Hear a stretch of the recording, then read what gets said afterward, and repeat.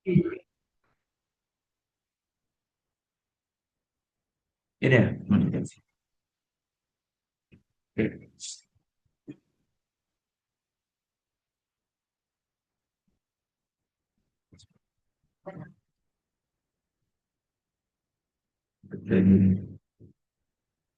selamat malam teman-teman.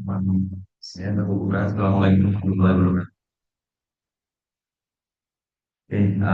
Jadi buat sesi kali ini aku akan sharing seputar AI dan DAO mengenai sisi etikal dan juga implikasi teknologinya.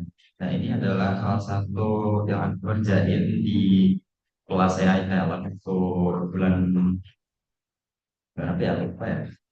Yang saya 2 bulan yang lalu. Dan untuk AI, kenapa kita perlu mengetahui tentang AI etik dan juga DAO ini? Karena AI itu emang jadi mesin penggerak di banyak industri ya teman-teman. Sementara DAO-nya itu sendiri muncul sebagai bentuk tata kelola organisasi di blockchain seperti itu. Nah, ketika kedua ini itu digabung, muncul peluang juga tantangannya. Nah, kita masuk nih di salah satu implikasi tantangannya, yaitu di bias dan juga fairness-nya. Nah, salah satu isu klasik dalam AI itu adalah biasnya, di mana pada saat tahap formulasi masalah, kemudian di pengumpulan data sampai deployment-nya sendiri, biasanya itu bisa menyelinap. Contoh analogi sederhananya, kalau kita bikin masakan gitu ya dalam resep, misalkan bumbu dasarnya aja salah, hasil akhirnya itu juga akan meleset gitu. Tinggal ya. Nah, terus ada beberapa jenis bias juga yang contohnya ada bias historis, kemudian ada presentasi, pengukuran, sampai agresi. Nah, bayangin aja kalau dataset kita itu cuma berisikan satu jenis, misalkan foto gitu ya, foto orang yang kulitnya terang aja gitu. So, nah, si AI ini akan pilih wajarnya itu cuma berdasarkan satu objek tertentu itu aja, satu kelompok doang. Nah, kemudian apa sih implikasi etikanya? Apa ini bisa jadi sesuatu hal yang sangat-sangat serius? Itu nanti bisa kaitannya dengan memperpetuasi ketidakadilan, bisa merusak kepercayaan publik dan juga menimbulkan ilusi objektivitasnya. Nah, terus apa sih solusinya juga? Nah, kalau kita bicara mitigasi teknis, terus juga praktik organisasinya, sampai kolaborasi interdisiplin, terus juga kerangka regulasinya. Nah, tantangannya itu juga sulit seperti bagaimana kita menyeimbangkan dari aspek akurasi dan juga fairness-nya, begitu. Ya, contoh sederhananya menimbang antara ketepatan dan keamanan saat berkendaraan itu kan dua hal yang kita bisa kira-kira kayak gitu. Oke, kemudian selanjutnya implikasi yang kedua yaitu dari sisi accountability dan juga explainability-nya. Nah, si AI itu biasanya kerap dipandang sebagai black box ya. Kita seringkali percaya sama outputnya, padahal kita sendiri kok nggak tahu proses yang ada di dalamnya. Nah, ini tuh yang disebut dengan otomasi kepercayaan atau trust yang diberikan tanpa adanya verifikasi. Nah, terus siapa kemudian pertanyaannya yang bertanggung jawab kalau AI-nya itu salah? Apakah si penyedia datanya, atau developernya, atau organisasinya, atau si regulatornya, kayak gitu. Nah, sini tuh contohnya kayak kan ada kasus kecelakaan mobil otonom gitu ya, yang autonomous driver car gitu kan. Itu kalau yang misalkan apakah misalkan terjadi kecelakaan, apakah si pembuat sensornya, si programmernya, nah atau si penggunanya nanti.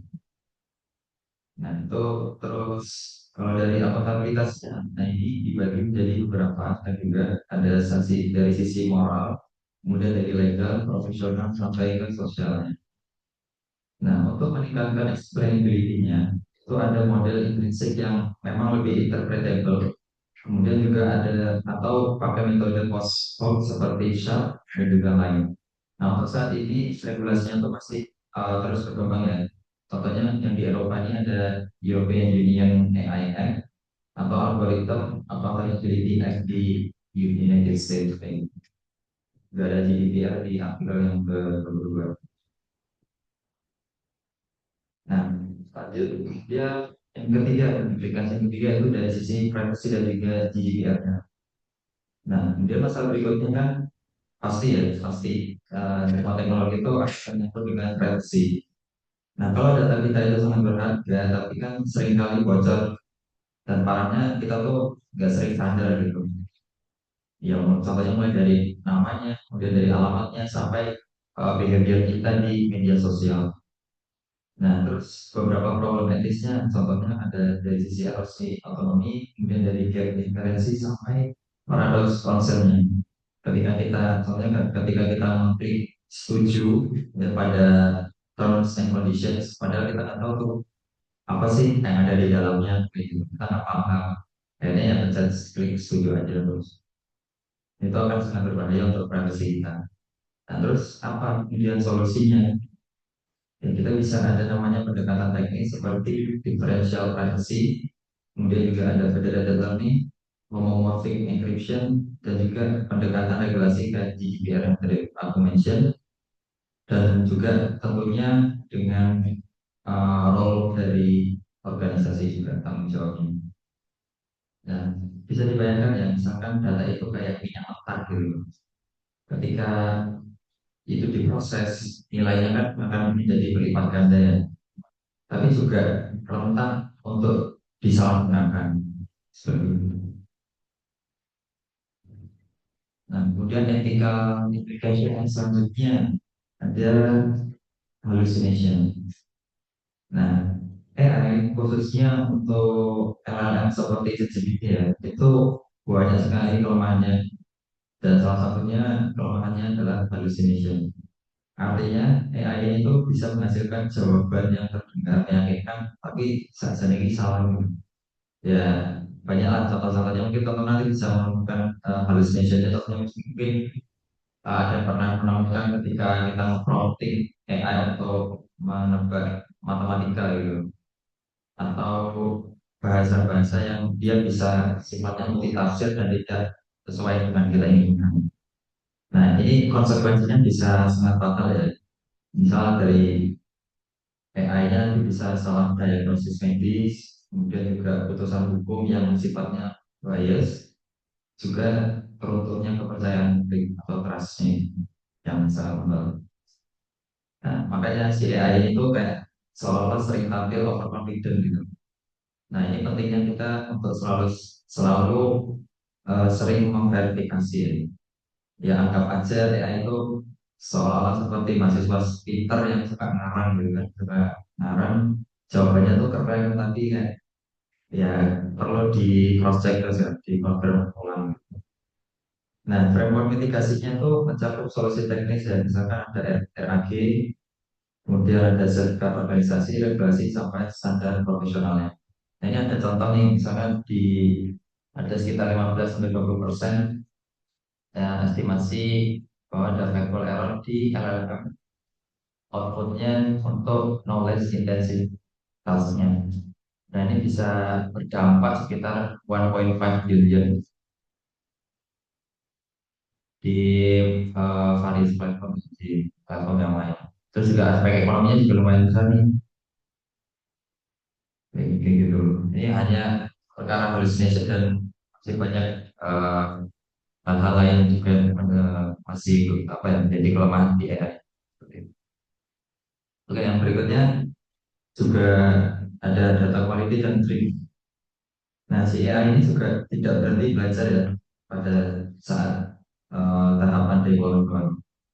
Nah, masalahnya itu muncul ketika data distribusinya itu berubah. Yang mana ini yang disebut istilahnya terminologinya itu data drift. Nah, analoginya itu ketika seperti kita kalau misalkan terbiasa main bola di lapangan kering, terus kita tiba-tiba pindah ke lapangan yang becek, nah itu performa kita kan bisa turun drastis kan. Gitu. Nah, terus ada beberapa jenis drift. Contohnya ada pergeseran distribusi statistik, kemudian ada decay, ada tipe penting, sampai korupsi di decision boundary. Nah, kalau solusinya apa sih untuk mencegah ini? Ya, bisa dengan monitoring statistik, kemudian detection dan berbasis performa, sampai model yang berbasis domain classifier. Nah, kita juga butuh nih yang namanya strategi adaptif, augmentasi data, sampai recovery yang kontaminasi sistem ini. Gitu. Nah, intinya sebagai memang drift management ini adalah upaya yang future proofing model. Oke, terus yang selanjutnya ada robustness dan juga security-nya. Nah, ini kan aspek yang sudah mau ini ya menyerang gitu sifatnya. Jadi AI itu bisa diserang baik dengan white box attack atau black box attack maupun dengan physical attack. Gitu. Ya, contoh analoginya misalkan kita menempel stiker kecil di lampu lalu lintas gitu kan, di lampu mobil, terus si mobil otonomnya ini kayak salah baca kayak gitu. Nah, itu bisa amat berbahaya. Terus kalau ada juga backdoor attack, model extraction sampai cloning data. Jadi data itu semua diperlihatkan mengenai betapa rapuhnya sistem ini kalau tidak disiapkan sisi pertahanannya. Gitu. Nah, terus solusinya bisa meliputi adversarial training, kita training, kemudian ada defensive distraction, pre-processing sampai certified prosesnya. Nah, tapi jangan lupain yang namanya aspek monitoringnya, secara real time detectionnya, dan incident response dan juga forensik. Ya, ini anggaplah kayak keamanan rumah gitu, yang nggak cuma dipasang kunci, tapi juga ada CCTV, order, satpam, dan asuransi, pokoknya paket komplit gitu lah. Oke, dan yang terakhir ini adalah proposal yang kemarin saya ajukan waktu tugas di Talent, yaitu dengan skema AI dan DAO sinergi ya, antara governance, treasury management, dispute resolution, dan juga reputation system. Dan ini adalah intinya gitu. Jadi sinergi antara AI dan DAO ini adalah organisasi apa ya, semacam organisasi otonom yang terdesentralisasi berbasis blockchain. Nah, terus AI-nya ini di sini tuh perannya itu sebagai otak penggeraknya. Nah, di dalam governance ini sendiri, si AI-nya nanti akan membantu analitik prediktif dan juga screening proposal. Kemudian kalau dari treasury-nya, AI-nya nanti juga akan mengelola aset secara otomatis dan juga melakukan analisis cash flow hingga menilai resikonya, risk management. Kalau dispute resolution-nya, nanti AI nanti dapat melakukan predictive analytics dan juga mendukung arbitrase yang terdesentralisasi. Dan yang nggak kalah penting dari representation system ini adalah untuk validasi kontribusi dan juga mencegah adanya civil attack. Jadi udah secara device aman dan juga dia bisa menstabilkan reputation sistemnya. Nah, kemudian dari struktur yang berlapis, ya, data dan juga perceptionnya, kemudian ada cognitive layer untuk decision engine, integration dari blockchain sampai execution untuk implementasi aksinya. Ya, sederhananya kalau dianalogikan DAO ini kayak mobil listrik tadi ya, dan AI itu adalah si autopilotnya. Sedangkan blockchain-nya adalah jalannya, terus kalau reputation sistemnya itu adalah rambu lalu lintasnya. Gitu. Oke, sekian yang aku bisa sharingkan ke teman-teman. Mungkin kalau ada pertanyaan atau dari Pak Sony ingin menambahkan di pertemuan. Terima kasih.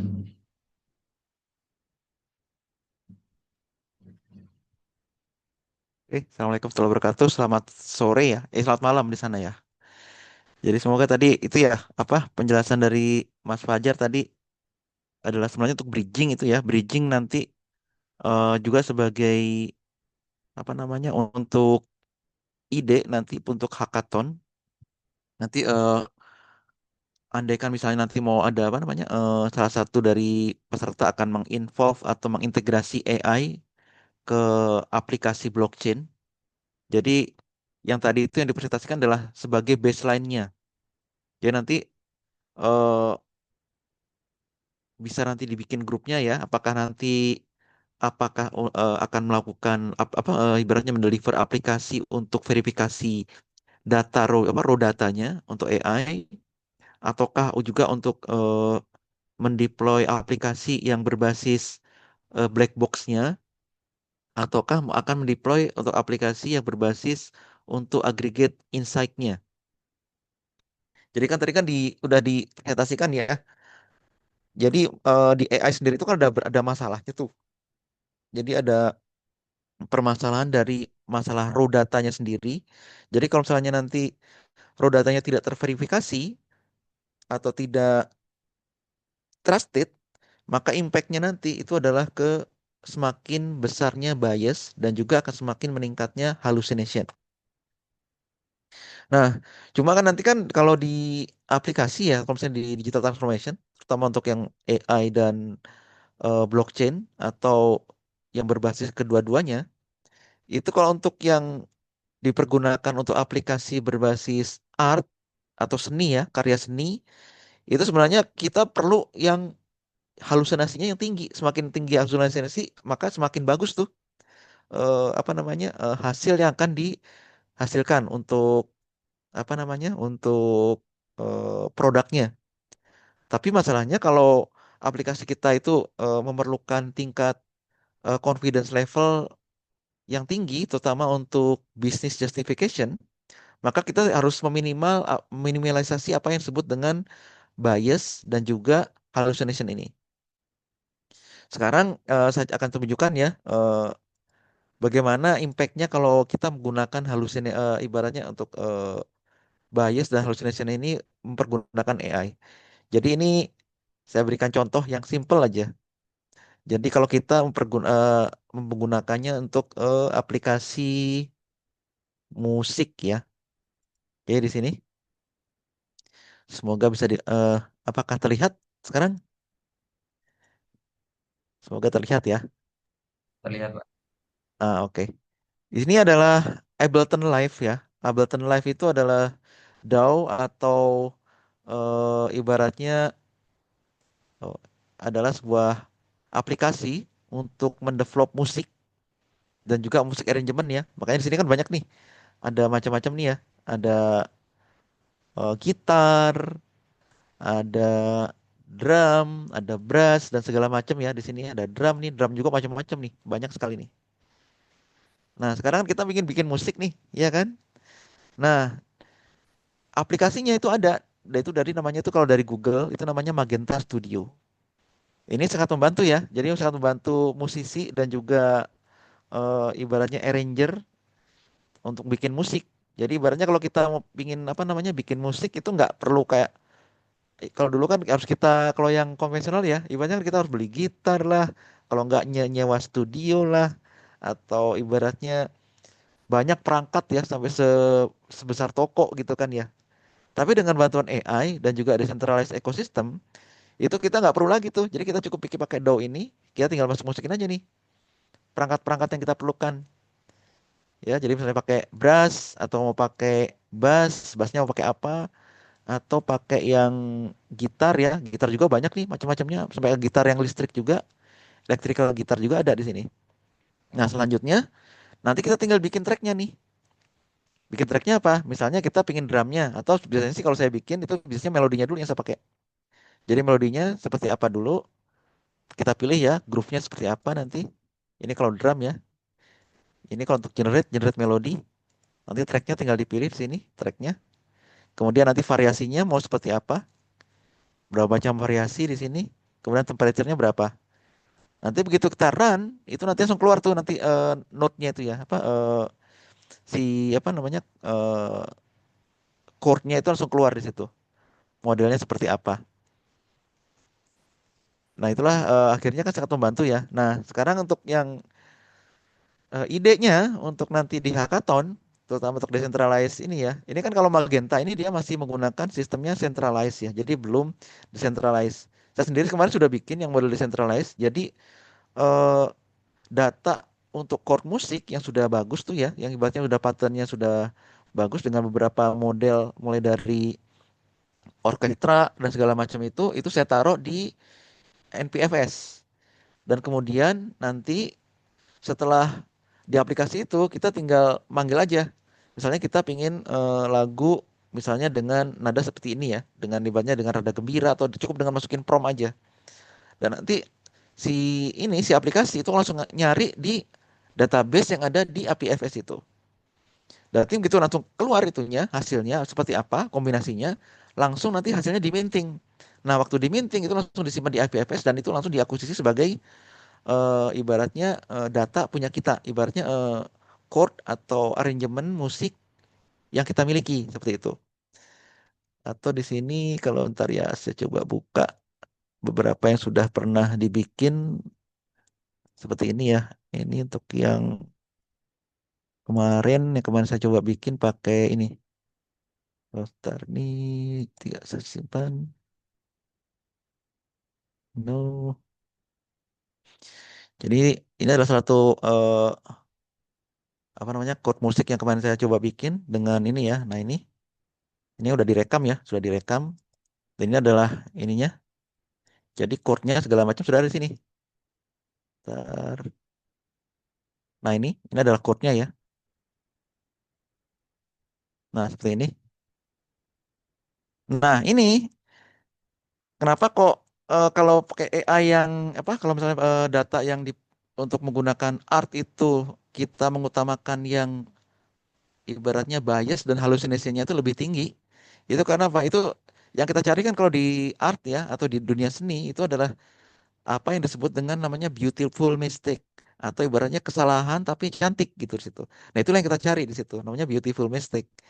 Tapi kalau untuk yang bisnis related itu kita nggak bisa nih mempergunakan namanya beautiful mistake. Karena apa? Kalau namanya kita mengadopt namanya beautiful mistake untuk justification di bisnis, itu jadi repot nantinya. Karena apa? Nanti efeknya seperti nanti begini. Misalnya nanti ada aplikasi yang dibikin ya nanti untuk di hackathon tuh ibaratnya untuk yang berhubungan dengan kesehatan masyarakat gitu ya. Kalau kita nanti ada beauty mistake, jadi ibaratnya gini, nanti ada diagnosa yang dia tuh kecenderungannya kanker gitu ya atau apa gitu kan atau misalnya dia ada kecenderungan eh, darah tinggi gitu kan. Tapi dianggap itu sebagai beauty mistake akhirnya apa? Nanti di insight-nya itu dianggapnya sebagai sesuatu yang normal. Padahal itu adalah tidak normal. Tapi kalau di musik itu adalah sesuatu yang ibaratnya dianggap sebagai normal, sesuatu yang mistake, suatu kesalahan itu sebuah sesuatu yang cantik gitu ya, ibaratnya bisa diterima seperti itu. Jadi seperti itu ya. Jadi nanti untuk aplikasi, development di aplikasi nanti bisa apa ibaratnya yang tadi dijelaskan oleh Mas Fajar adalah sebagai baseline-nya ya. Jadi untuk nanti develop di pada saat develop aplikasi, jadi jangan takut nanti kalau misalnya nanti ada yang salah atau apa itu nggak perlu takut karena apa nanti itu nanti perlu di apa namanya bisa dilakukan namanya fine tuning atau fine adjustment di situ. Nah, sebentar ya saya akan perlihatkan juga bagaimana nanti yang selanjutnya untuk pada saat melakukan develop yang awal nanti sebentar.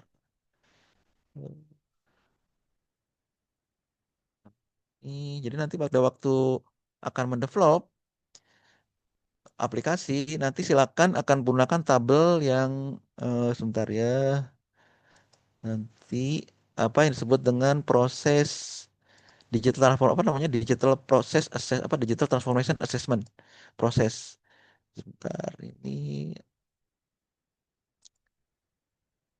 karena dengan melakukan assessment itu diharapkan nanti aplikasi kita itu tidak hanya sebatas jalan aja ya, tapi juga dia itu akan menjadi lebih mature di situ.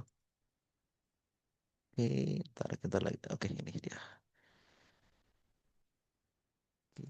Buka dulu.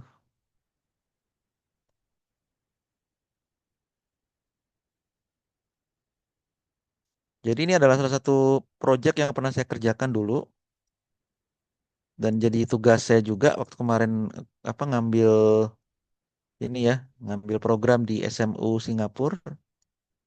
Jadi ini adalah aplikasi ya, aplikasi berbasis AI ya, AI deep learning. Ini untuk customer value journey di sini. Nah, di sini ini adalah prosesnya nih. Jadi kita harus mengisi apa namanya ada form ya, namanya itu udah kita melakukan assessment yaitu dari sisi relevansi dari produknya itu sendiri. Kemudian juga kita atau dari sisi distinctiveness-nya juga kita lakukan assessment juga. Kemudian dari sisi salience-nya kita lakukan assessment juga. Nah, kemudian setelah semua itu dikerjakan, baru kita nanti masuk namanya ke ini, ke namanya tuh Customer Value Journey Matrix. Jadi di sini adalah modelnya ABCD ya.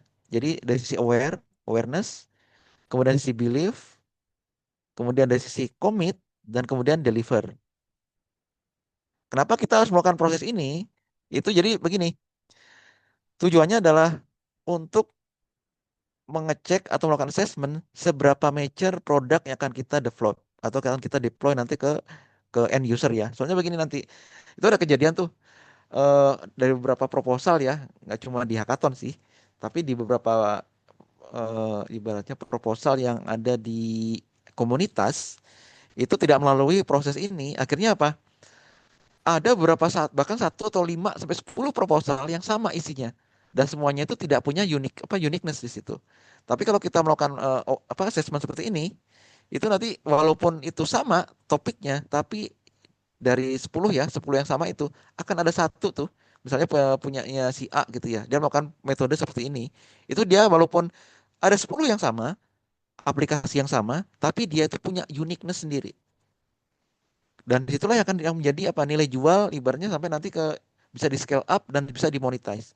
Tapi kalau misalnya produknya sama semua dan tidak punya uniqueness, ujung-ujungnya apa? Nanti dia akan kompetisi dengan yang sama tuh. Dan akhirnya tidak punya nilai lebih ya ke komunitas atau ke pasar di situ ke market.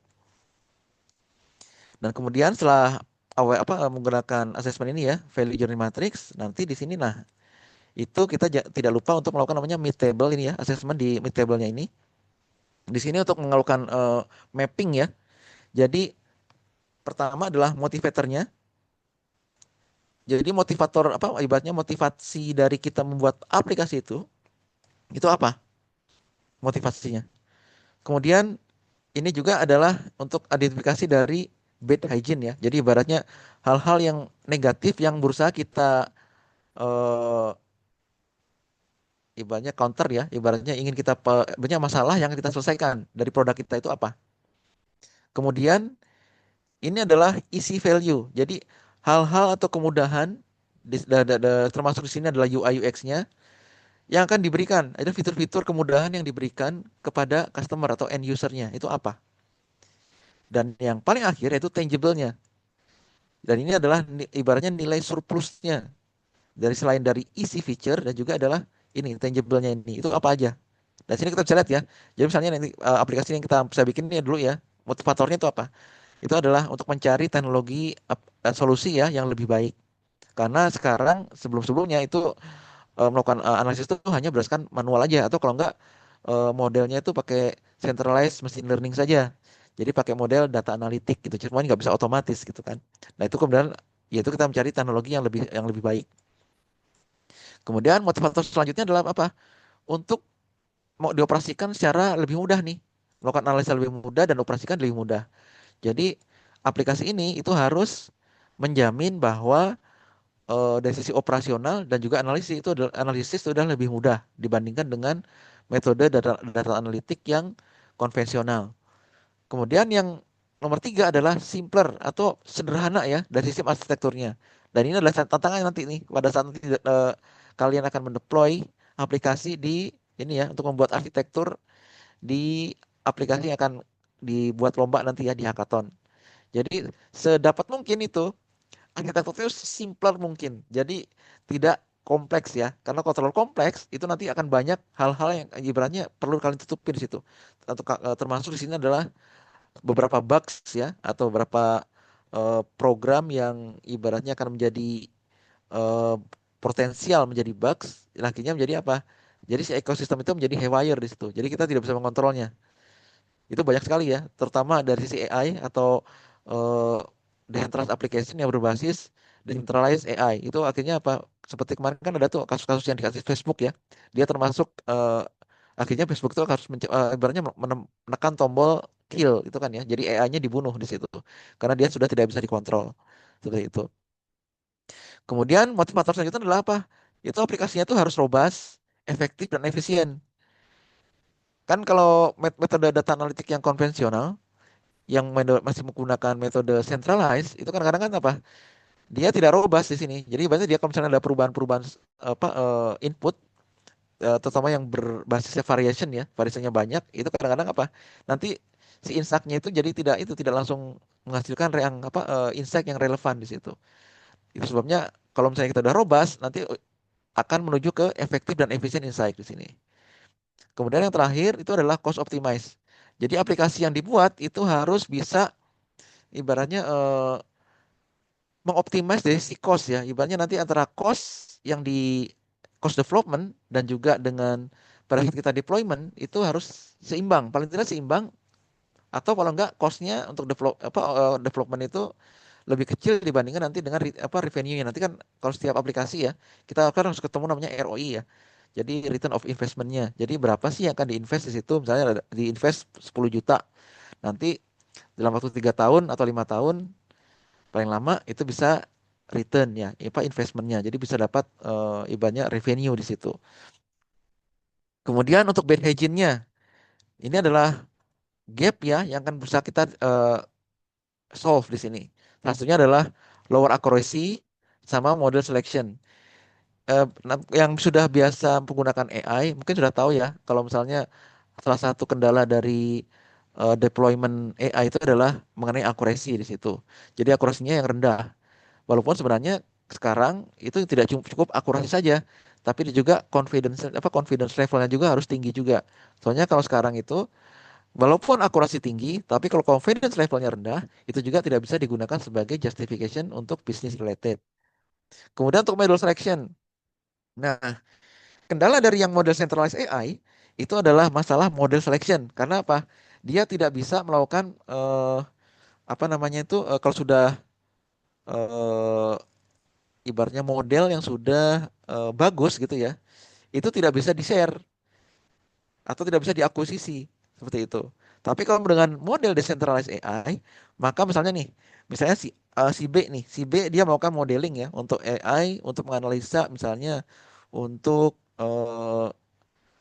apa namanya untuk mapping seluruh student yang ada di Indonesia untuk mengetahui mana sih daerah yang kuat untuk di teknologi, mana yang kuat di bidang science ya, mana yang kuat di bidang art, mana yang kuat di bidang pertanian, mana yang kuat di bidang maritim, mana yang kuat di bidang pertahanan dan lain sebagainya. Itu dengan modeling itu nanti kalau sudah ketemuan ya, nanti bisa disimpan dalam bentuk format H5, itu kan disimpan tuh.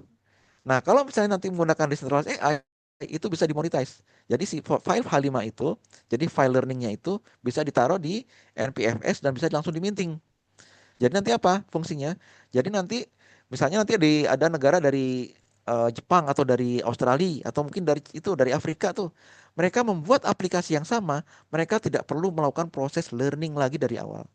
Jadi dia cukup mengadopt atau ibaratnya mengambil eh, apa namanya data learning yang sudah ada di blockchain yang misalnya sudah diakuisisi oleh B ya, sudah diminting oleh B. Maka berarti apa? Begitu nanti ada dari negara lain atau dari eh, user lain yang pergunakan itu, maka dia langsung dapat misalnya apa namanya disebutnya sebagai semacam royalti seperti itu.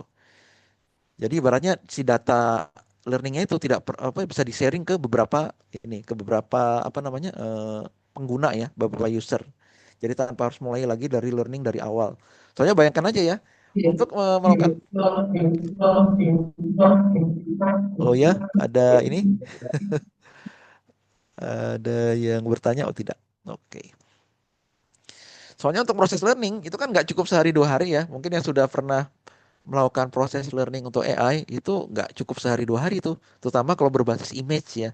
Untuk LLM aja itu yang sampai jutaan ini ya library itu mungkin bisa berhari-hari itu. Tapi kan kalau kita lihat ya sekarang kan kalau di Google atau di chatbook, ChatGPT gitu kan, di ChatGPT atau di DeepSeek segala macam itu kan mereka sebenarnya cepet aja gitu kan ya. Karena apa? Mereka tuh menggunakan model eh, ibaratnya learningnya itu ya, file learningnya itu sudah digunakan, ibaratnya digunakan lagi. Jadi punya bisa share gitu ya. Terutama untuk yang sudah berbasis open source. Jadi dia tidak perlu lagi melakukan proses learning dari awal lagi atau dari from scratch ya. Karena itu kan pertama sudah take time, yang kedua juga memerlukan resources yang tinggi seperti itu.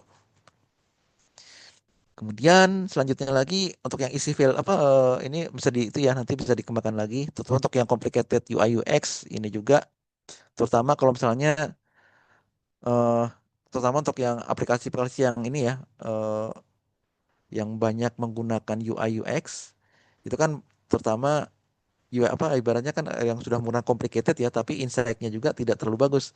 Ujung-ujungnya apa? Jadi bikin pusing kan di situ untuk apa misalnya untuk yang semacam bagi end user yang ingin langsung mendapatkan insight karena terlalu kompleks akhirnya dia bingung sendiri insight-nya itu apa kan gitu.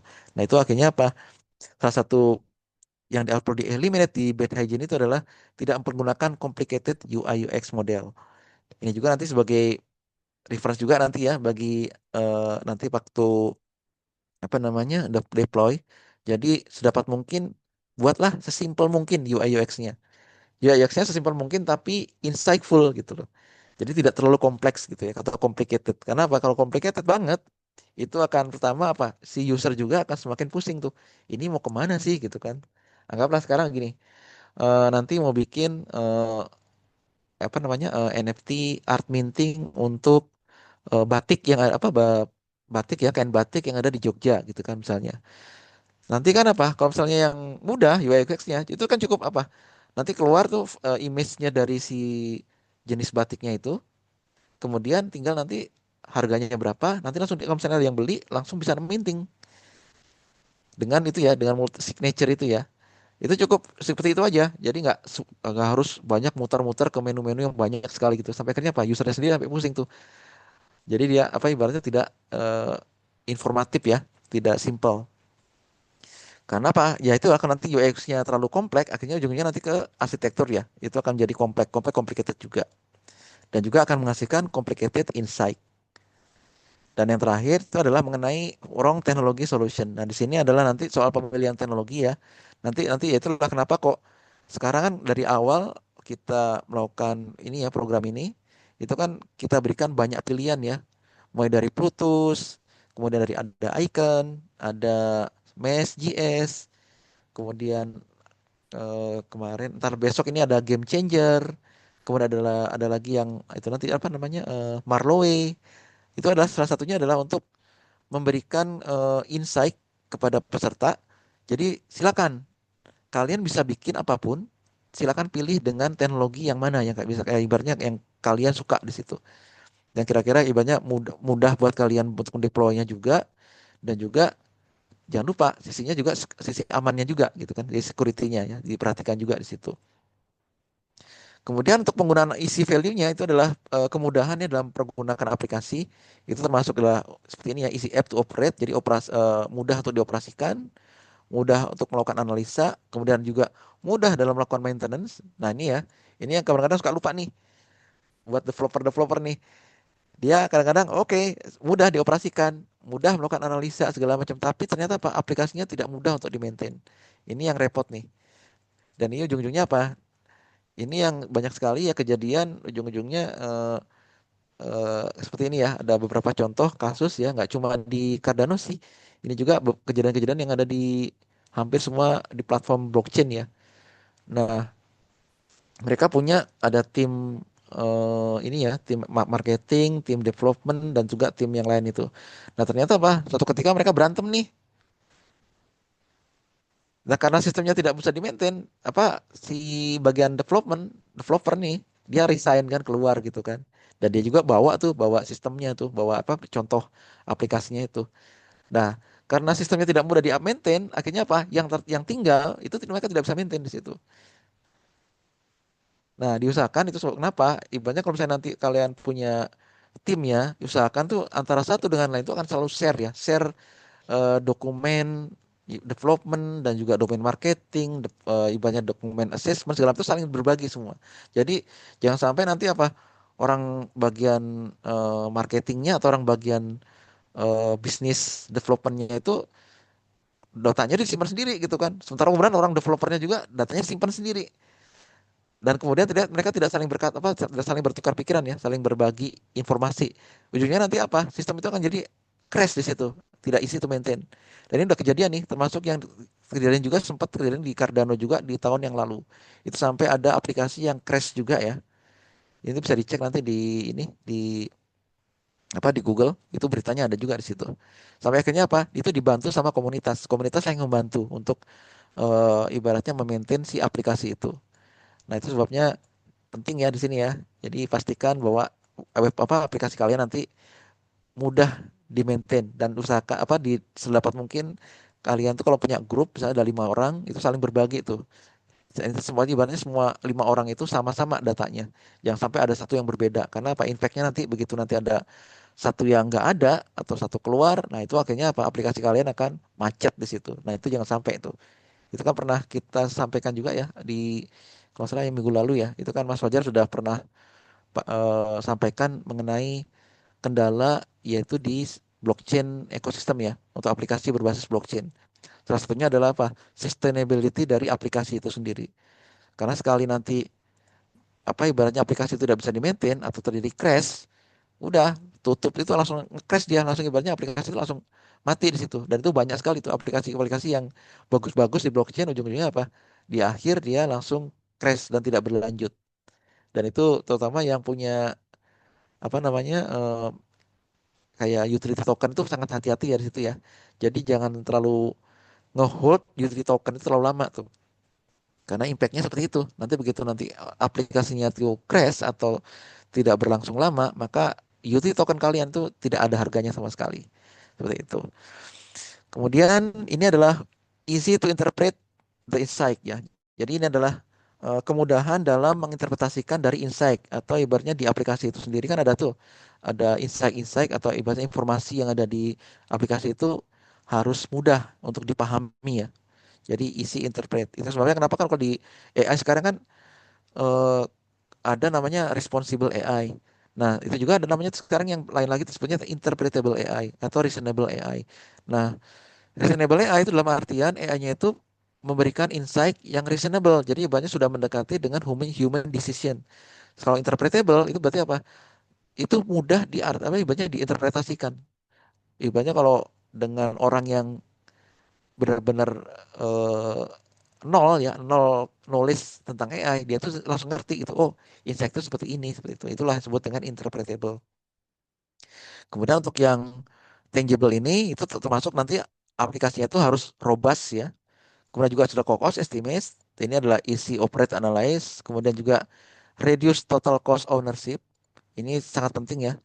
Terutama kalau nanti aplikasi ini nanti dipergunakan untuk bisnis. Jadi ya nanti akan dihitung itu nanti adalah TCO-nya ini, total cost ownership. Nanti ini suatu apa nanti kapan kapan ya nanti akan saya jelaskan nih mengenai bagaimana cara menghitung TCO ini atau total cost ownership ini. Kemudian lagi adalah tangible-nya adalah jadi modular dan customized model ya. Disarankan nanti pada saat kalian mendeploy aplikasi atau mendevelop aplikasi, usahakan itu modelnya modular.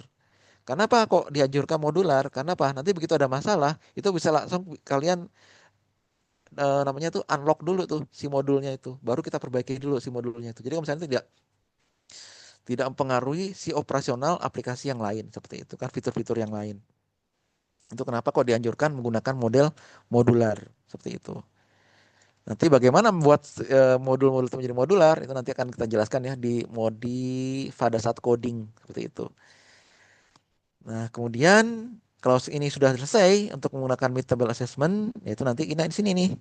Nanti kita melakukan analisa di sisi customer ya, predictive output model.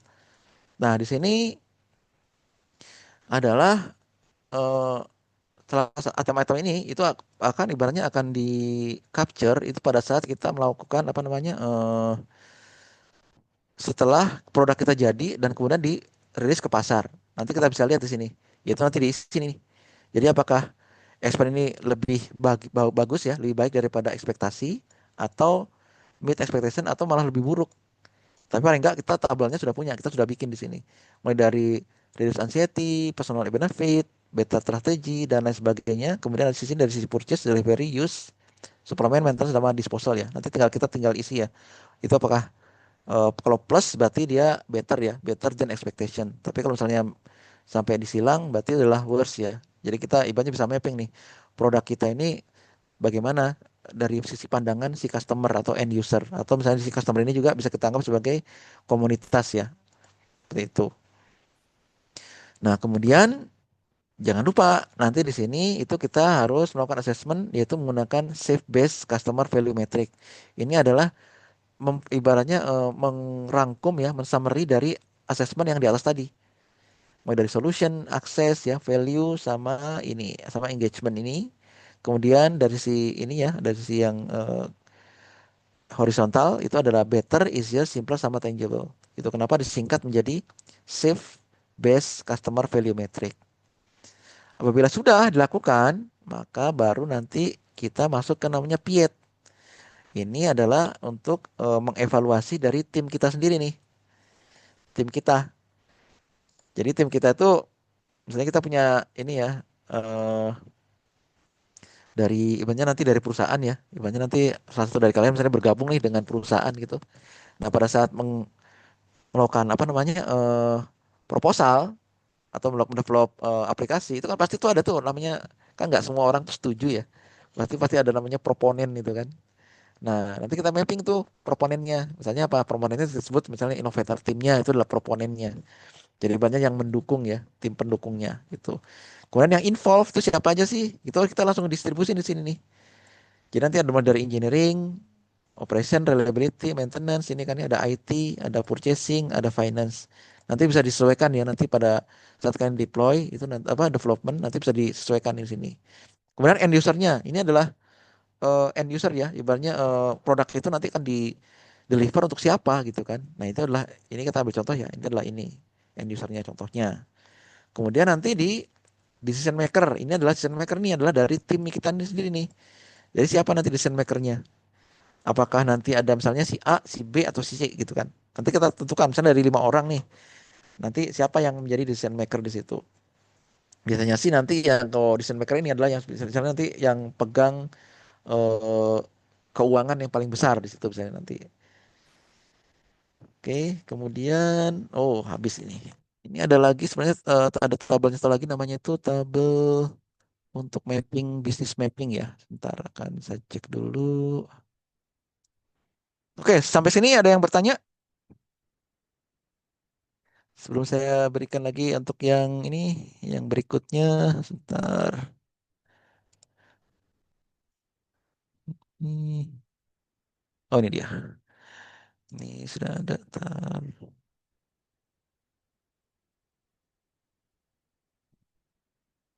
Oke, yang apa nih?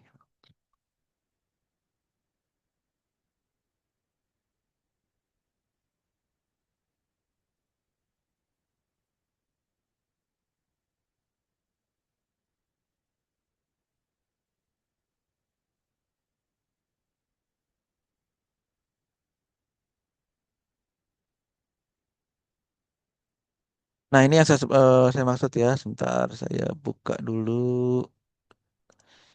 Yes, ini. Ya, ini.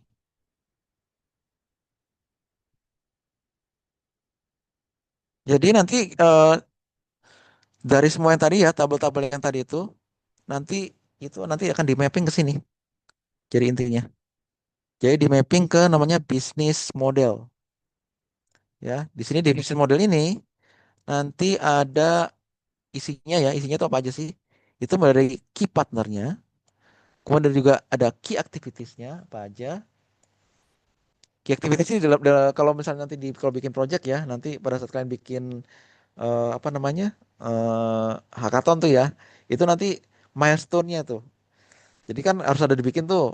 Kalau misalnya mau develop tuh apa dulu nih yang mau dibikin nih? Itu kalian silakan tuh listed dari sini. Kerjaannya tuh apa aja. Kemudian resourcesnya.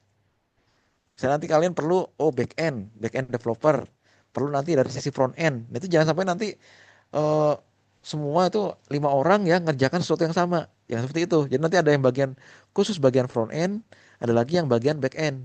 Nah back end misalnya nanti ada yang bagian back end untuk sisi blockchainnya, ada lagi yang back end dari sisi AI-nya, ada lagi back end dari sisi smart contract. Jadi nanti begitu selesai itu tinggal diintegrate ke sistem yang sama, ke aplikasi yang sama, ke folder yang sama. Berarti nanti apa? eh, itu akan bisa mempercepat proses development ya. Dibandingkan kalau misalnya nanti kalian lima-limanya ngerjakan sesuatu yang sama barengan gitu kan. Nah itu nanti biasanya nanti kalau nggak ada apa ibaratnya akan saling overlap dan juga nanti eh, akan memerlukan waktu yang lebih lama untuk development. Nah sekarang kan kita kan cuma ada waktu kan kalau nggak salah 4 minggu aja ya untuk development. Nah itu sebaiknya nanti kalian mulai bagi-bagi ya tugas ya. Jadi si A itu ngerjakan apa, si B ngerjakan apa, si C ngerjakan apa seperti itu. Kemudian untuk item selanjutnya adalah value preposition ya. Value prepositionnya itu apa aja nih?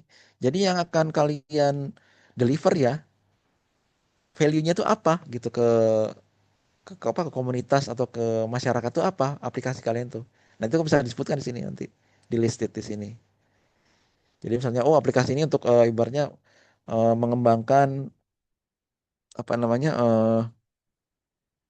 penjualan misalnya itu ya batik di Jogja gitu kan menggunakan teknologi blockchain gitu kan. Jadi banyak bisa dikenal untuk ke seluruh dunia. Nggak cuma batik itu dikenal dalam produk kain aja, tapi dikenal juga dari sisi NFT-nya, mintingnya gitu kan, NFT mintingnya. Nah, seperti itu. Kan sekarang belum ada kan? Padahal kalau di dunia itu sekarang tuh ada tuh. Jadi kayak lukisan-lukisan yang dari kayak Pablo Picasso atau dari siapa gitu ya. Itu mereka sekarang tuh ada tuh yang di minting tuh. Jadi silakan nanti di kalau nggak salah di Cardano juga deh itu di mereka platformnya. Jadi satu lukisan tuh itu dipecah-pecah ya. Lukisannya tuh dipecah-pecah menjadi beberapa ini ya, beberapa kotak gitu ya. Misalnya ukurannya eh, 3 sama 5 meter gitu kan. Itu mereka tuh pecah-pecah tuh. Misalnya per 30 senti gitu kan ya. Itu di kotak-kotak gitu. Itu diminting tuh salah satu tuh. Dan itu dijual. Seperti itu. Itu dijual di pasar ya, di marketplace. Seperti itu. Nah itu bisa jadi ide tuh buat kalian tuh nanti misalnya bikin batik ya. Jadi batik yang nggak cuma dijual dalam bentuk kain saja, tapi juga bisa di minting gitu. Jadi banyak nanti begitu beli kain batik itu sudah ada barcode-nya kan, barcode-nya ini.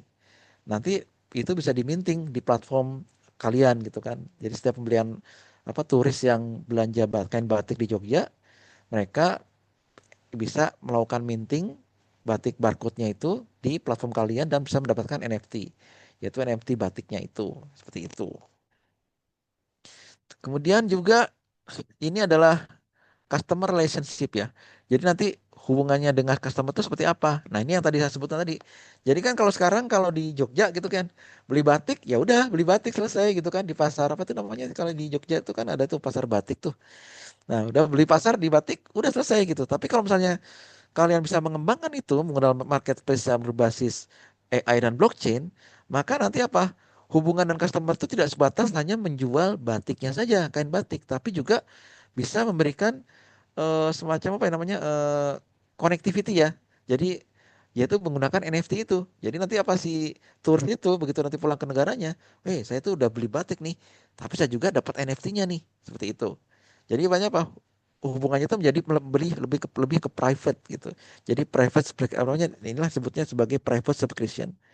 Ya nanti misalnya nanti apa di platform kalian itu kalau misalnya sudah dia dapat NFT ya, NFT batik itu maka mereka bisa langsung akses ke aplikasi kalian dan bisa melihat produk-produk batik yang ada di Jogja yang terbaru gitu kan, the latest produknya, mulai dari coraknya dan segala macamnya seperti itu, termasuk harga-harganya dan mereka bisa mendapatkan diskon untuk pembelian menggunakan NFT itu. Nah kan jadi ide kan ya, itu bisa itu dilakukan tuh kayak kemarin tuh. Oh ada pertanyaan nih.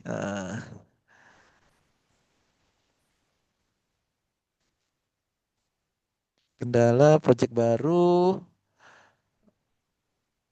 bentar, maaf, lihat mereka, seperti ini.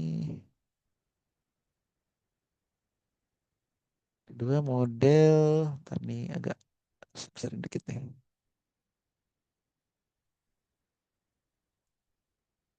Tanya panjang juga nih dengan Was Arigata nih.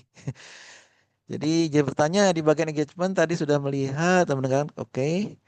Ada beberapa kendala di bagian engagement bagi project baru, oke. Di mana kendala pertama adalah tidak terkenalnya project mereka walaupun hal ini sudah di-share oleh tim mereka dan kedua model engagement saat ini masih agak susah, oke. Dan itu mengajukan pertanyaan bagaimana hal ini bisa dicapai oleh tim untuk mencapai target engagement. Oh, oke. Jadi jangkauannya itu baru 300 sampai 1 kilo views atau 2 sampai 3 kilo. Oke, maka itu adalah solusi. Oke. Oke, di bagian Smart Karma, oke, mobil app online.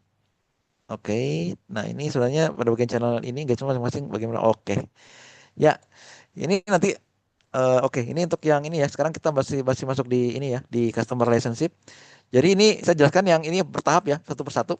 Jadi untuk yang customer relationship itu tadi ya. Jadi nanti di aplikasi itu bisa menggunakan seperti itu. Jadi ibaratnya nggak cuma beli kain, tapi juga bisa meminting NFT. Dan NFT itulah memberikan namanya private atau privacy engagement dengan customer. Jadi ibaratnya apa? Dia akan selalu punya namanya itu terhubung terus nih dengan Jogja gitu ya, atau dengan marketplace kita yang dimana marketplace itu adalah untuk menjual atau menjadi sentra dari produk-produk batik yang ada di Jogja seperti itu. Termasuk di sini ada namanya Instapas ini ya. Ini adalah yang digunakan oleh Smart Karma ya. Jadi mereka tuh ada punya private subscription dan juga ada Instapass. Jadi ibaratnya ini dengan walaupun mereka masih belum menggunakan NFT ya. Nah, tapi saya berikan ide nih buat kalian nih. Jadi pakai NFT itu, jadi bukan NFT ya, tapi FT. Jadi utility token itu mereka bisa mengakses produk-produk yang ada di marketplace kalian. Nah, channelnya apa? Nah, ini channelnya nih. Channelnya ini ada pakai mobile app. Nah, mobile app-nya itu apa? Yaitu nanti aplikasi kalian itu nanti bisa di-deploy dalam format mobile app atau sebatas online aja ya menggunakan ini aplikasi desktop ya atau ini ya, aplikasi yang pakai browser atau bisa juga menggunakan mobil commerce. Ini hampir sama ya dengan mobil app, tapi di sini udah menggunakan CRM ya. Nanti akan saya jelaskan juga CRM itu seperti apa sih. Termasuk kemarin waktu minggu lalu kan saya pernah coba apa namanya tunjukkan ya dia punyanya Alt Control itu sebenarnya adalah mini CRM seperti itu. Jadi kalian sebenarnya bisa bikin CRM sendiri kalau sudah punya. Sekarang sudah ini ya, paling nggak sudah ada gambaran kan menggunakan blockchain itu seperti apa. Nah itu kalian bisa bikin CRM sendiri. Jadi nggak perlu ibaratnya pakai CRM yang di pasaran tuh yang masih centralized ya. Tadi kalian bisa bikin yang decentralized CRM seperti itu. Kemudian menggunakan printed report ya channelnya ini. Jadi ibaratnya kalian bisa menggunakan printing tuh. Jadi eh, ini biasanya dipakai kalau printed report ini dipakai pada saat ada pameran-pameran nih, ada exhibition. Ini kemarin tahun lalu saya bikin juga ya untuk yang printed waktu report ya. Jadi printed report ini waktu kita dapat undangan di Saudi ya untuk ikuti exhibition. Kemudian ada lagi namanya face to face interaction. Nah, ini biasanya juga di pameran-pameran nih. Seperti kemarin kan ada yang kegiatan di Bali tuh, ya kan? Nah, itu kalian bisa tuh ibaratnya ngisi stand di situ ya. Jadi ibaratnya untuk ke komunitas atau apa gitu untuk presentasi. Jadi produk kalian itu seperti apa. Nah, kemudian untuk yang ini, yang YouTube, di Facebook sama Twitter. Nah, ini itu adalah menggunakan metode yang kalau nggak salah minggu lalu ya. Minggu lalu kan saya udah bicarakan ya mengenai decentralized digital marketing. Nah, itu adalah metode yang kita pergunakan di situ. Mungkin nanti untuk lebih detailnya ya, lebih bagaimana untuk melakukan assessment di situ, termasuk bagaimana menghitung rate engagementnya juga. Mungkin nanti akan saya tunjukkan nanti ya di minggu depan atau kalau enggak kalau cukup waktunya besok ya waktu pas kita di Game Changer itu perhitungannya seperti apa. Jadi paling enggak kalian bisa bikin sendiri tuh minimal paling enggak kalian bisa melakukan namanya assessment ya pada berapa orang yang melakukan ibaratnya engage dengan aplikasi kalian. Dari situ udah bisa diambil tuh. Jadi dari sekian yang banyak yang lihat itu berapa yang register. Nanti setelah register itu nanti berapa yang minting. Itu nanti bisa kelihatan tuh, nanti berapa leadingnya gitu. Leadnya itu berapa nanti bisa ketahuan di situ. Kemudian kalau di YouTube, Facebook, dan Twitter, nah ini biasanya kan apa? Karena mereka masih menggunakan metode centralized, ini agak merepotkan ya. Karena apa? Di sini kadang-kadang kan suka ada juga yang beli tuh. Jadi di YouTube kan apa? Ada tuh banyak tuh, termasuk yang di Instagram ya. Itu kan ada tuh yang suka nawar-nawarin tuh beli harga 100.000 itu bisa dapat like sekian gitu kan ada dapat 100.000 like itu kok banyak tuh di kampus-kampus tuh terutama kalau waktu pas eh, apa kegiatan mahasiswa baru ya masuk tuh itu saya kadang-kadang saya lihat tuh kalau dari patternnya tuh banyak yang ini beli nih gitu loh jadi patternnya tuh naik aja tuh kan padahal sebenarnya dia belum tidak pernah aktif tuh tapi tahu dia jadi semacam seperti udah jadi apa namanya Instagramable apa namanya jadi konten kreator banget gitu yang lebih-lebih si konten kreator yang original gitu kan nah itu di situ yang nggak repot ya karena apa di situlah bias itu sering terjadi terutama untuk yang menggunakan metode centralized AI itu adalah untuk menjawab yang tadi aja apa pertanyaan tadi. Jadi untuk yang engagement di channel masing-masing ya, terutama untuk yang di YouTube sama di Facebook itu agak tricky di situ. Tapi dengan metode decentralized marketing itu kita bisa melakukan namanya eliminate bias sama hallucination ya dari nanti pada saat kita melakukan assessment. Jadi itu kenapa tadi kan tabel yang tadi itu kita sarankan nanti pada saat sudah di deploy. Jadi waktu pas di deploy di apa namanya diperkenalkan ke publik di grup-grup WhatsApp atau di grup-grup Telegram nanti bisa dilihat tuh. Nggak perlu kalian ini, nggak perlu kalian apa namanya maksa-maksa mereka itu nggak perlu. Jadi cukup aja di publish ya. Nanti kan ada di Telegram kan ada tuh di grupnya web apa Dev Web 3 ya. Karena saya juga member di situ juga. Jadi kalian publish aja di situ. Udah gitu cukup silakan kunjungin gitu kan. Nanti tinggal kalian cek tuh, tinggal kasih kalian tapping ya di itu ya eh, di API-nya itu. Jadi pada saat ada yang mengunjungin itu langsung nanti dihitung berapa. Kemudian nanti ada yang register dalam artian masuk ya, ibaratnya mendaftar ke platform kalian itu berapa. Nah, terus kemudian nanti apa? Selanjutnya itu kan nanti kan platform kalian kan formatnya adalah bentuk marketplace tuh ya, marketplace batik tuh. Nah, nanti misalnya yang beli berapa gitu kan dari marketplace itu. Oke lah nggak beli. Paling nggak yang minting NFT-nya itu berapa? Kalau menurut saya sih ya, paling nggak tuh orang jarang-jarang kan, wah beli batiknya mahal nih. Tapi kalau minting NFT pasti mereka akan berbondong-bondong di situ. Karena apa? Itu adalah uniqueness di situ. Karena apa? Minting NFT batik kan, coba deh bisa dicari ya di Google ada nggak tuh platform untuk minting tradisional batik di dunia gitu kan? Ada nggak tuh? Kalau menurut saya sih masih belum ada gitu loh, masih jarang banget di situ. Nah, kalian bisa bikin tuh di situ uniqueness-nya di situ. Jadi banyak produk dari apa mahasiswa UNU gitu kan bikin platform marketplace untuk batik. Atau kalau oke lah sekarang udah ada yang ngambil satu batik gitu. Kan di Jogja kan banyak juga tuh yang lain-lain tuh ya, seperti kerajinan tangan tuh. Kan saya juga pernah lihat tuh di Jogja tuh ada yang kerajinan tangan yang dari ini nih, dari kayu tuh. Kan ada itu yang mobil-mobil bagus tuh ya, mobil-mobil miniatur tuh. Nah, itu bisa kalian minting tuh. Jadi nanti kita bisa bikin tuh ngambil nggak tahu ya di UD Uno ada ini nggak ya apa program studi untuk apa namanya itu untuk yang seni tuh. Jadi nanti bisa diambil tuh dari sisi 3D-nya tuh 3D-nya, 3D modelnya, kemudian langsung di ini dibikin 3D apa image-nya, kemudian di apa namanya di itu ya dimasukkan ke NFT, kemudian nanti tinggal di ini untuk disiapkan untuk diminting. Jadi tiap orang yang beli produk itu nanti langsung bisa minting dan bisa menjadi NFT apa FT-nya itu atau tokennya itu adalah untuk mengakses platform dan juga mendapatkan diskon di marketplace kalian. Seperti itu.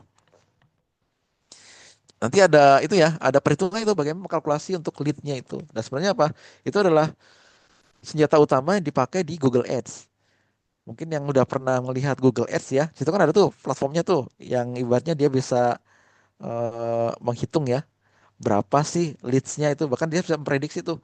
Jadi kalau kita melakukan sisi marketing seperti ini, maka leads-nya itu akan seperti ini, seperti itu. Jadi apa conversion rate-nya itu sekian. Jadi orang yang akan beli adalah sekian. Dan itu dimonitor banget tuh sama Google. Walaupun sekarang ya karena terlampau mahal, makanya banyak juga yang mundur di situ kan karena apa? Dari sekian banyak apa namanya cost untuk marketing cost itu dengan conversion rate-nya itu nggak sebanding ya. Jadi banyak banyak sisi dana yang keluar dari sisi marketing tapi untuk return-nya ya untuk ke conversion rate-nya itu masih rendah gitu kan ya. Karena apa kan harus benar-benar ahli banget tuh. Itu nanti akan saya jelaskan ya itu di digital marketing ya. Karena saya juga dulu kan ngambil master di digital marketing juga tuh di Dubai ya, di Manipal tuh. Saya juga dapat juga tuh apa materi-materinya tuh bagaimana tuh meningkatkan apa namanya penjualan termasuk ada item-item yang bisa di ini ya, yang bisa di tuning di situ, terutama di Google Ads ya. Jadi ibaratnya apa? Jadi nanti si promosi kita itu akan selalu ada di atas atau paling enggak ada di top 5 gitu kan. Itu ada tuh cara-caranya tuh. Dan dulu apa kita diajarkannya tuh pakai Excel file tuh. Nggak boleh dulu pakai AI gitu kan, pakai coding nggak boleh dulu tuh, pakai Excel. Kita dulu pakai banyak pakai mudah-mudahan nanti saya bisa share ya Excel tabel Excelnya. Jadi kalian nanti bisa utak-utik di situ. Jadi paling enggak sebagai baseline kalian sebelum nanti deploy ke dalam bentuk format coding ya. Seperti itu. Kemudian ini adalah customer segmentnya ya. Ini customer segmentnya kalau misalnya nanti eh, kalian tuh untuk itu ya untuk dunia art ya. Jadi kayak batik atau kerajinan tangan atau misalnya kerajinan patung atau lukisan atau apa gitu kan. Nah itu segmen kalian itu siapa gitu kan. Misalnya nanti tulis tuh turis gitu kan. Nah turisnya tuh kalau bisa dibagi tuh. Semakin kalian bisa breakdown menjadi segmen-segmen yang kecil itu semakin bagus. Karena apa? Itu akan menjadi target kalian tuh untuk marketing. Jadi misalnya turis. Nah itu kalian bagi tuh. Turis internasional sama turis lokal. Nah nanti turis internasional tuh kalian bagi lagi tuh. Jangan cuma internasional gitu.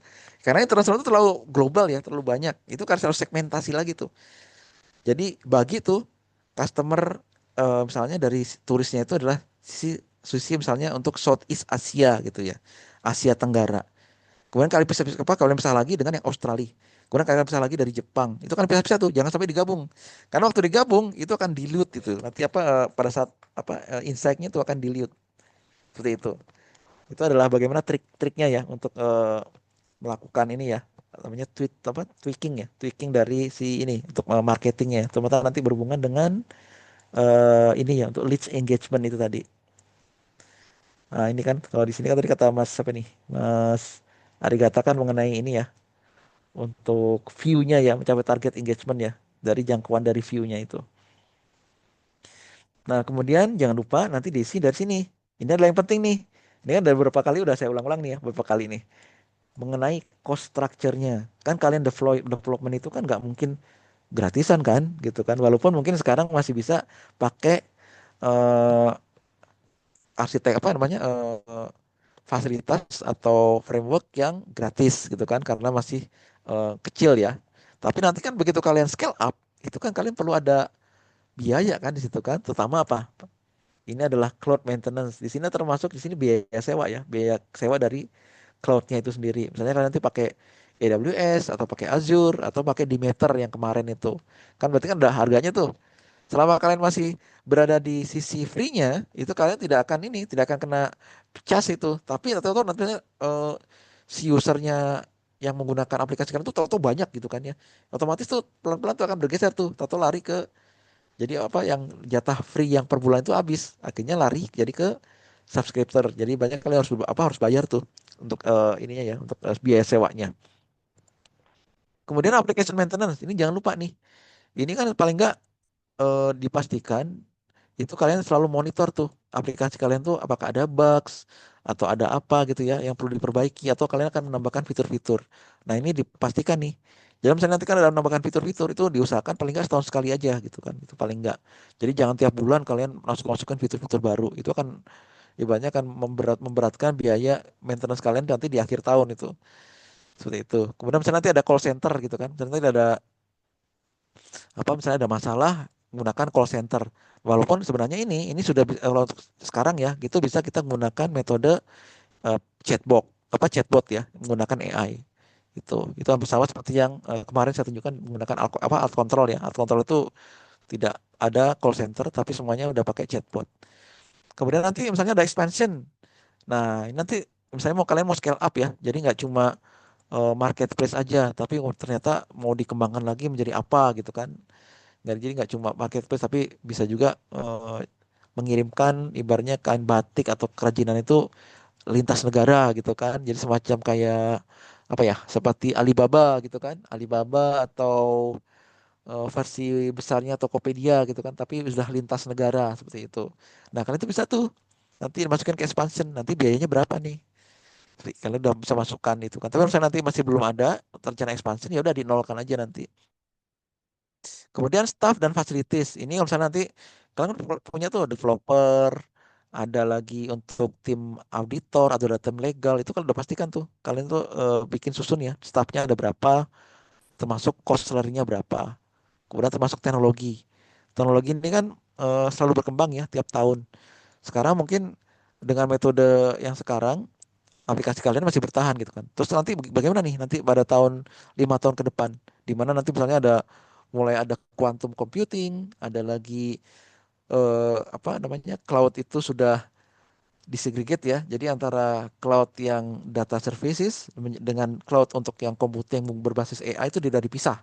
Atau cloud yang berbasis blockchain itu sudah dipisah. Nah itu kan paling nggak kalian sudah mulai memikirkan di situ kan berapa budget yang diperlukan. Walaupun sekarang mungkin dalam waktu 5 tahun ke depan mungkin masih bisa dinolkan nilainya itu.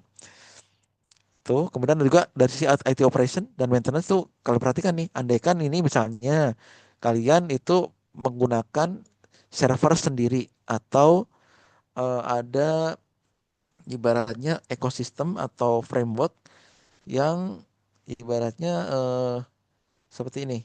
Karena misalnya ada application mobile gitu ya. Tahu-tahu misalnya ada masalah gitu kan, misalnya ada bug tertentu. Kan itu ada perlu di apa perlu di maintain kan ya, atau misalnya nanti perlu di refresh atau di update. Nah, itu nanti termasuk di sini nih. Itu termasuk dalam sisi dari sisi ini apa IT operation ini nanti di sini. Kemudian yang terakhir itu adalah pajak. Nah, itu jangan lupa nanti sisi pajak juga itu kalian bisa masukkan di situ. Jadi pada saat pertama itu udah langsung masukin tuh, biar nggak pusing gitu kan. Jadi berarti nanti begitu nanti terima customer, ada yang daftar, kemudian mereka belanja di situ, dipastikan nanti di smart contract itu sekian persen itu langsung lari ke pajak gitu kan. Jadi berarti nanti begitu ada apa tak sebelum tanggal sebelum Desember akhir tahun itu tinggal ditransfer aja kan ke pajak. Jadi ibaratnya apa? Aplikasi kita itu aman-aman saja gitu kan, nggak dikejar-kejar sama petugas pajak kan, karena nggak bayar atau apa gitu kan. Nah, itu seperti itu. Nah, kemudian setelah constructor, nah ini baru nih, ini yang penting ini. Karena apa? Ini adalah yang menjamin aplikasi kalian itu bisa ibaratnya mendapatkan pendanaan dan bagaimana kalian mengelola untuk bisa mendapatkan namanya gaji ya. Ibaratnya kan nggak mungkin dong bikin aplikasi nggak gratisan gitu aja kan. Paling nggak kan kalian ingin mendapatkan tuh namanya dapat passive income lah atau apa seperti itu. Nah, itu dipastikan di sini revenue streamnya itu seperti apa. Nah, di sini kan ada ini dari private investor subscription fee. Nah, ini pada saat ini adalah kalau misalnya untuk yang aplikasi itu bisa nanti dari pada saat minting NFT atau minting FT-nya itu ya. Nah, minting FT berarti kan ada tuh yang harus dibayar oleh si pembeli itu ya. Itu bisa di-include dengan pada saat dia membeli kain batiknya itu. Jadi plus dengan mintingnya itu. Nah, itu salah satu dari ini. Kemudian nanti pada saat pembelian, misalnya dari pembelian barang atau kain batik itu sekian persen itu larinya ke sini. Dan itulah salah satu menjadi pendapatan gitu kan. Kemudian nanti misalnya kalian menerima namanya investor gitu kan ya. Ada investor, menerima investor nanti menggunakan ini ada subscription fee gitu kan, ada sekian persen. Kemudian ada lagi namanya Instapass, ada lagi namanya Premium Bespoke ya. Ini kalau yang dipakai sama si Smart Karma ini. Seperti itu. Ini nanti akan saya share ya tabelnya. Jadi silakan nanti diisi. Ya paling enggak untuk inilah. Jadi kalian bisa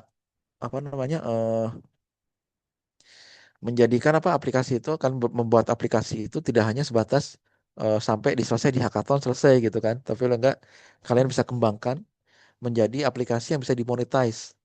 Jadi eh, diharapkan itu kan sekarang kan di Indonesia udah jelas ya susah cari kerja. Sebenarnya kalau kalian lihat di sini di blockchain itu banyak banget nih kalian bisa menciptakan pekerjaan di situ dan bisa ibaratnya apa? Kalian cukup diam di rumah pun udah dapat passive income gitu loh. Dan itu sudah termasuk pajak sudah dibereskan semua sama sistem gitu kan kalau udah berbasis DAO ya. Jadi ibaratnya kalian udah nggak pusing, pokoknya terima gaji ya udah itu adalah bersih punya kalian gitu. Karena apa? Itu semua pajak segala macam udah diurusin sama ini, sama si ekosistem ya, sama si framework aplikasi kalian itu. Seperti itu. Oke, ada pertanyaan sejauh ini?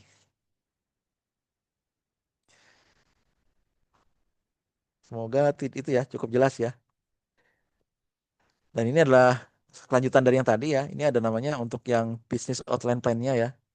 Jadi untuk model financingnya seperti apa, operasional seperti apa, marketingnya itu nanti pakai apa gitu kan, kapasitinya nanti seperti apa, dan expansionnya nanti seperti apa. Ini udah ada di sini juga. Nanti tabelnya akan saya kirim juga ya. Jadi kalian bisa ini eh ibaratnya mencoba mengisi paling nggak assessment sebelum nanti eh ikutin hackathon itu ya. Jadi aplikasinya seperti apa. Jadi benar-benar sudah mature tuh bisnis development-nya. Oke, ada pertanyaan?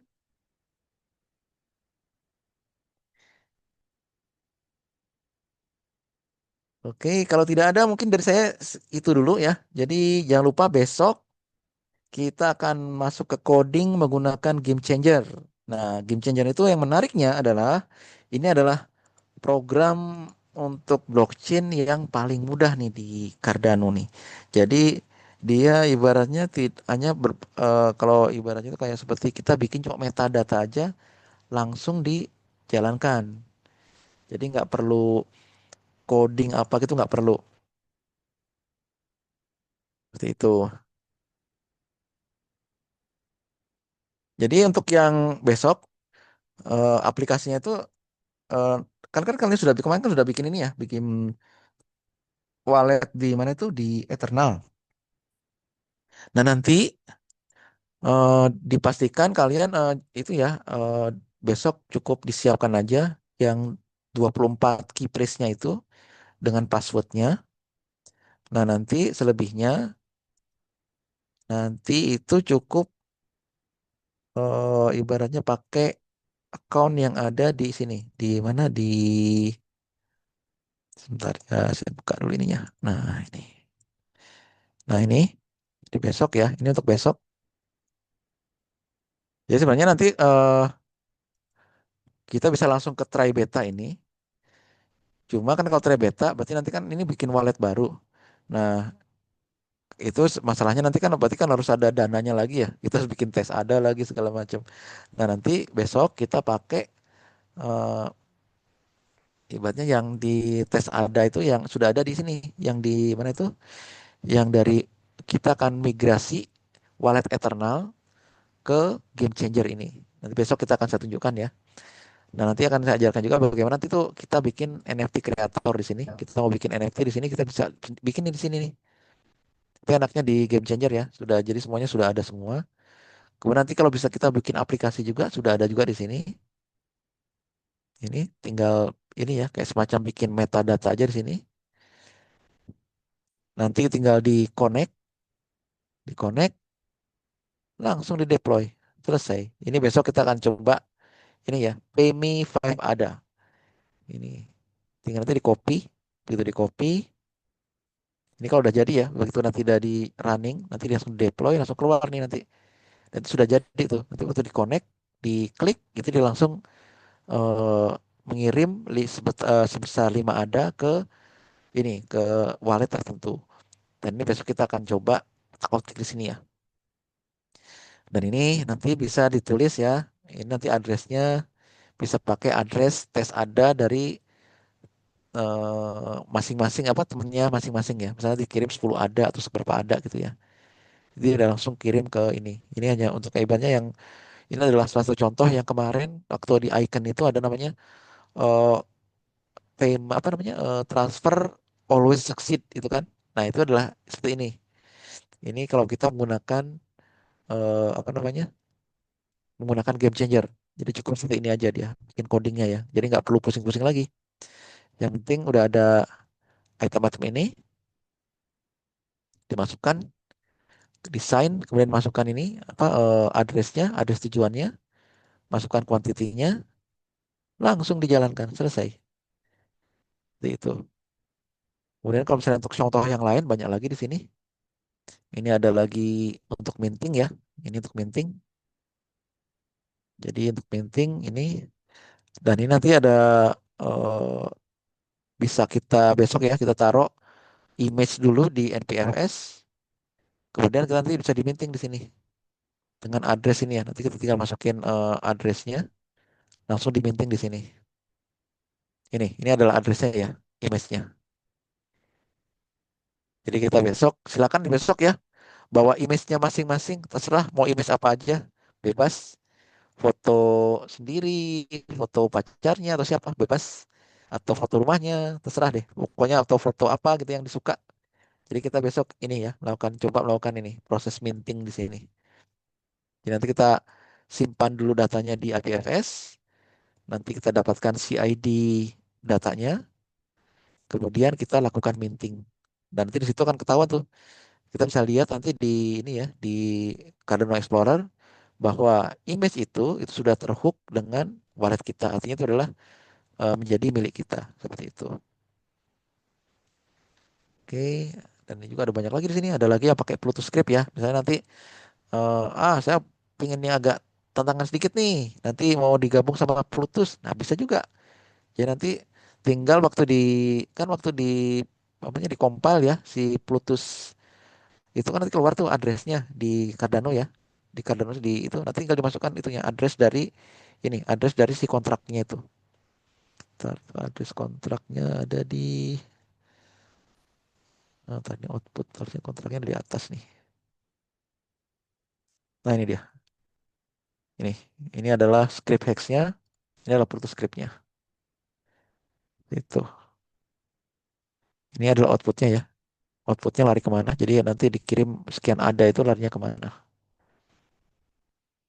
Oke. Terus ada lagi nanti generate give wallet ya. Ada lagi banyak lagi di sini. Jadi nanti bisa dieksplorasi ya.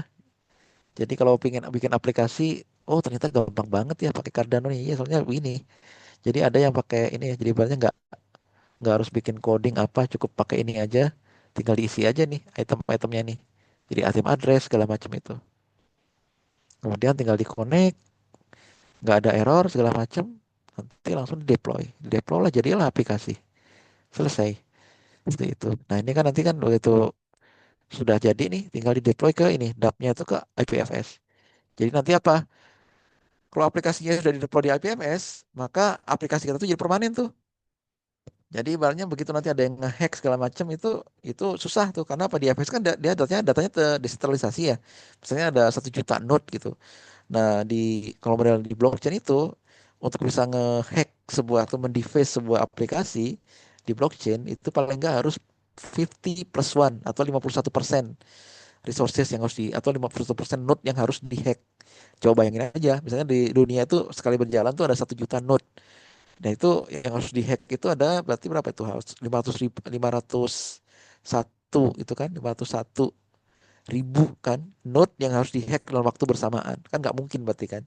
Nah itulah kenapa kok kalau misalnya aplikasi berbasis blockchain itu sangat aman karena ya itu tadi kalau untuk ngehack atau nge-deface itu perlu benar-benar perlu effort besar gitu kan. Jadi dan itu effortnya tuh selain besar juga mahal. Itu kenapa orang pasti akan mikir 1.000 kali ya kalau mau ngehack atau mendeface aplikasi berbasis blockchain. Seperti itu. Oke, ini jadi untuk besok ya. Untuk kegiatan besok pada sesi coding. Oke, mungkin dari saya itu saja. Saya kembalikan lagi ke tim Dev Web 3. Ya, terima kasih. Assalamualaikum warahmatullahi wabarakatuh. Ya, silakan dari tim Dev Web 3 Jogja.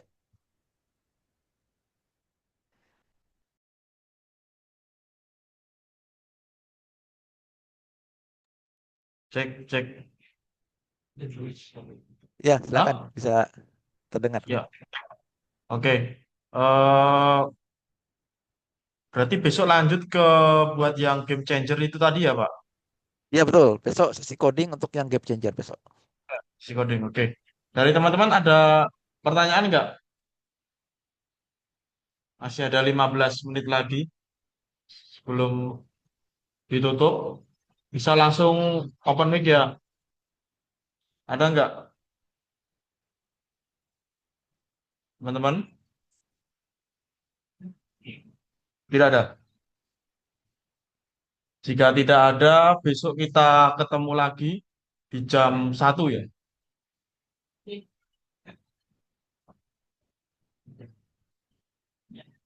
Ya, jam 10 di saya ya. Ya, dirimu minta aja di situ. Ngomong. Ngomong aja, Mas. Nggak apa-apa, ini tak mute, tak mute. Kamu tanya aja.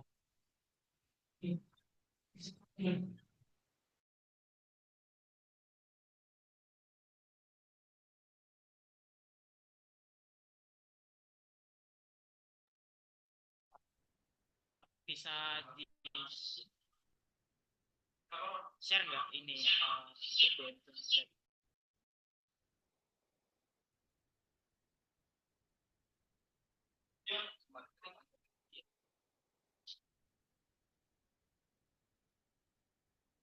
Pak,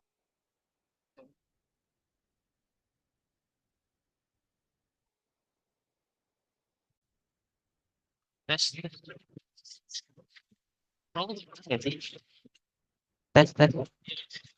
Silakan, terdengar.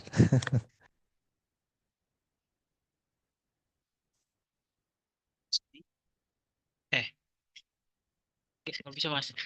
Bilangin aja. Apa-apa nanti bisa tanya. Pak Sony, halo. Ya, bagaimana? Dari peserta ada yang request berkaitan eh, bisnis kanvanya tadi, yang PDF-nya. Mungkin bisa di-share yang Smart Karma ya, ya yang Oh, diminta oke, oke. itu. Bisa di-share di grup ya Pak nanti. Oke, nanti saya share ke grup deh nanti. Habis ini ya, habis Halo. kelas ini langsung saya share deh. Yang dua-dua, kalau itu dua-duanya saya share aja deh ya, dua-duanya. Mic-nya error apa? Cek. Dengeran ya? Ya, ya, terdengar. Tak ketik aja lah. Eh,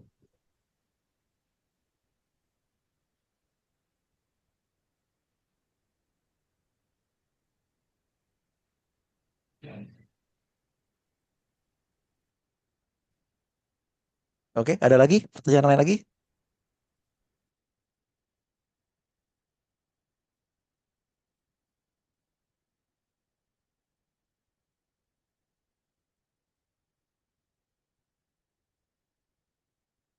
ada lagi ya? Nggak ada ya? Mungkin dari peserta sudah cukup Pak, dan dari Mas Fajar juga sudah cukup kan Mas? Ya, dan dari kami dari tim DP3 Jogja juga, oh sudah cukup. Ini udah dikirim teman-teman. Ya, sudah saya share ya di ini di chat box. Nanti saya share juga di grup WhatsApp juga ya. Oh iya, baik Pak. Oke, terima kasih. Sampai Mungkin berjumpa lagi ya, besok ya. ya Pak. Mungkin dari kami, dari teman-teman, dari Mas Fajar, dari DP3 Jogja, dan Mbak Sony cukup sekian. Apabila hari ini banyak salah kata, mohon dimaafkan. Dari saya, untuk recording saya stop dan saya tutup. Terima kasih. Wassalamualaikum warahmatullahi wabarakatuh. Waalaikumsalam.